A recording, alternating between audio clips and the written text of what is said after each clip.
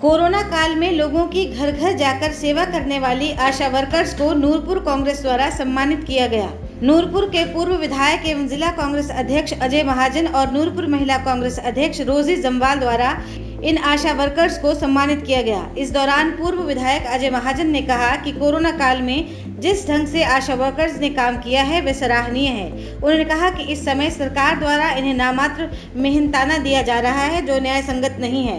महाजन ने कहा कि सरकार को चाहिए इन आशा वर्कर्स को कॉन्ट्रैक्ट पर लाया जाए और इन्हें मनरेगा के तहत जितना मेहनताना रोजाना मिलता है उतना ही मिलना चाहिए। उन्होंने कहा कि कोरोना काल में जान जोखिम में डालकर आशा वर्कर्स ने कार्य किया है, लेकिन सरकार इनके लिए कुछ भी नहीं कर पाई है। उन्होंने कहा कि सरकार ने इन्हें 750 रुपये प्रोत्साहन राशि के तौर पर देने का ऐलान किया था, लेकिन अभी तक इन्हें ये राशि नहीं मिली है। महाजन ने सरकार से मांग की है कि आशा वर्कर्स का शोषण न करते हुए इन्हें उचित प्रोत्साहन राशि दी जाए और जल्द ही इनके लिए एक नीति बनाई जाए। ये जो पिछले कुछ महीने गए हैं जिसमें कोरोना काल का समय कहते हैं हम, उसमें जो फ्रंट लाइन वॉरियर्स में सबसे अगली पंक्ति में जिसको मैं गिनता हूँ वो हमारी ये बहनें हैं आशा वर्कर्स। इन्होंने जो काम किया वो सराहनीय है और किसी भी साधन के बगैर, ना इनके पास कोई मतलब स्कूटर्स थे ना कोई और चीज़ थी, और इनको कई बार 5-5, 6-6 किलोमीटर पैदल भी चलना पड़ता था और इन्होंने बहुत ही एक सराहनीय काम किया। तो हमने सोचा कि इनको एक अप्रिसिएशन का एक ढंग है। कल राहुल गांधी जी का जन्मदिन है, तो हमने सोचा कि आज इनको उस उपलक्ष्य में एक अप्रिसिएशन के थोड़े तोहफे दें। छोटी छोटी हमने इनको चीज़ें दी हैं। चीज़ें तो बहुत छोटी हैं पर काम इनका बहुत बड़ा है।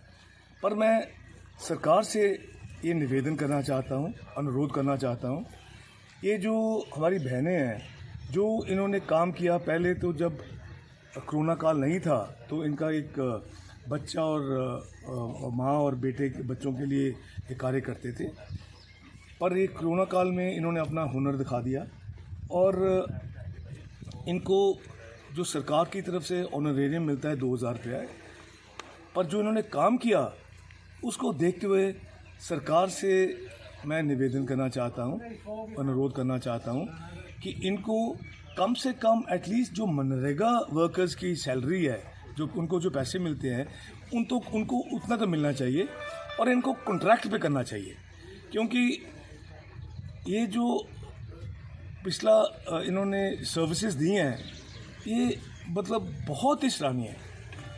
और ये जो एक थोड़ी दुख की बात भी है, इनका 750 रुपया इनका सरकार ने अनाउंस किया कि बढ़ाएंगे, पर तकरीबन 3-4 महीने हो गए हैं इनको वो पैसा अभी तक नहीं मिला।